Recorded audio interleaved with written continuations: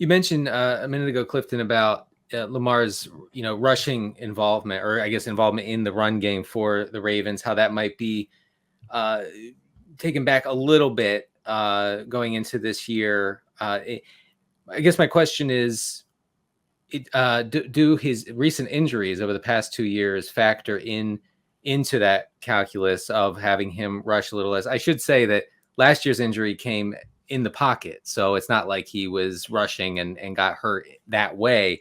But do you think those injuries have the Ravens spooked a little bit about him running? Well, there's no question that Lamar's health is a key to the season. And yeah, they love to keep him out of harm's way as much as possible. But to say that he's going to run less than he has in the past, I think would be true. To say he's still not going to run more than most quarterbacks, I would expect him still to run more than all but a few because he's just so gifted at doing it. And certainly when you get in game winning situations, scoring situations, you don't want to take that away from the Ravens offense. So, yeah, I don't think Lamar is going to break his own record, for rushing yards as for a quarterback. That yard, someone else may have to break that. And he may have already had his top rushing season of his career. But he's still going to be a guy that, he's going to make more running yards than any quarterback or all but a few quarterbacks. I still believe that's going to be the case. Clifton, you referenced kind of what is now a log jam in the Ravens receiver core, and it's quite a difference from last season where by the end of the year, the Ravens were rotating in receivers that just like casual football fans had not heard of, maybe even some diehard Ravens fans had not heard of. It was a really dire depth situation at receiver, especially with Rashad Bateman injured. But like you said, now they have a $15 million free agent, Odell Beckham. They have a former first-round pick in Rashad Bateman, who's still only in his third year. They have a new first-round pick in Zay Flowers. Just, is there going to be a clear number one in this group? Or is this kind of they're going to have to figure it out as they go? Everyone's going to just kind of play all over the field. Just how do you think it's going to shake out between those three really big names at wide receiver? Yeah, I mean, if assuming all of them are healthy, Odell Beckham has proven that he's a number one guy in this league. The last time we saw him play football, he was probably on his way to winning the MVP in the Super Bowl for the Rams. So he's still only 30 years old. I definitely don't buy any narrative that he's, too old to be a star receiver. I think more the question would be health. So you have him, Rashad Bateman, the guy that, when he's been healthy, he's been productive, but he hasn't been able to stay healthy. So I look at Bateman, Beckham being the top two guys going in. But yeah, at least now with the addition of also Nelson Aguilar, we haven't mentioned him. They've still got Devin Duvernay, Zay Flowers.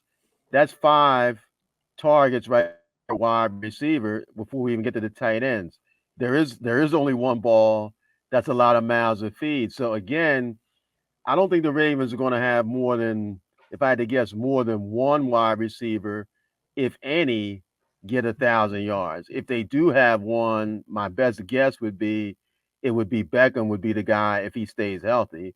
But again, Andrews could end up with more yards than all the wide receivers.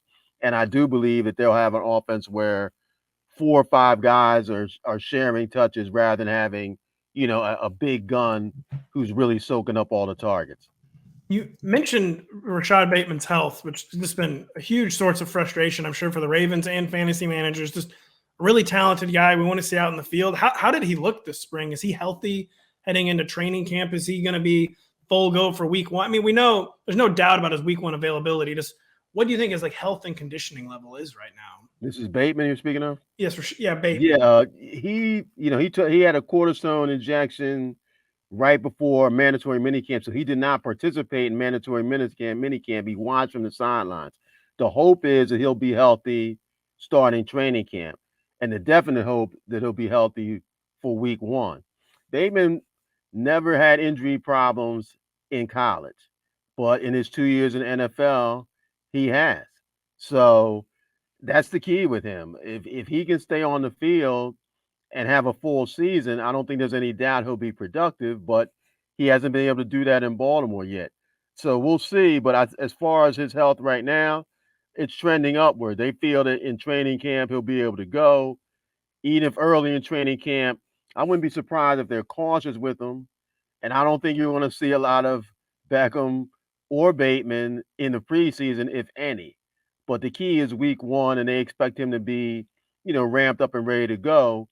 And if they have Beckham, Bateman, and Andrews on the field, let alone who else, that'll be more weaponry than Lamar's ever had. And it'll cause more problems for defenses as far as trying to match up and stop them.